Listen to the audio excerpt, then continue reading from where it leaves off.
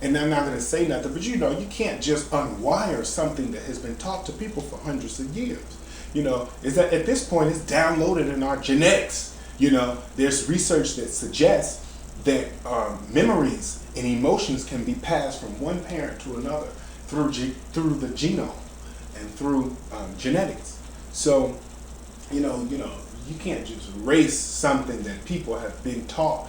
If people have been taught that a certain class or group of people are inferior, and they've been taught this for the better part of 500 plus to, according to some legends, if you read some history, we've been in a servitude position even, when Jesus came, and that was 2,000 years ago, and he went to the Romans, and the Romans had African slaves over there, and Paul had to tell them, Paul, told them, slaves, be kind to your masters. He wasn't telling them to comply with slavery necessarily, but basically it's wise. You're in servitude. There's nothing you can do about it but wait, I guess, unless you're going to rise up, and you're not going to do that. So you just have to wait to it end and wait till the deliverer come. I don't know, like the Hebrews had to do when Moses came along.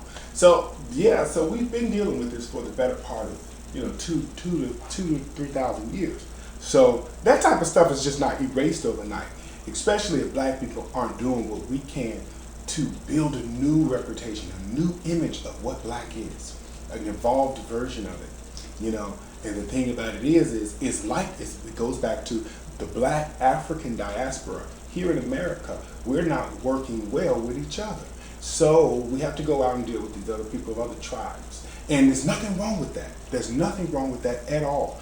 But because we don't have a good sturdy base, you got to realize these people judge us by our base, and they judge you by your foundation and basically by your home.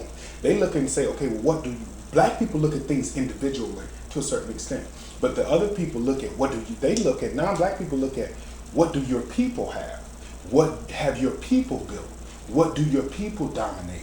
What industries do your people control? And that's the way they look at it. And black people judge people by color of their skin and character. No, judge people by the color of their character.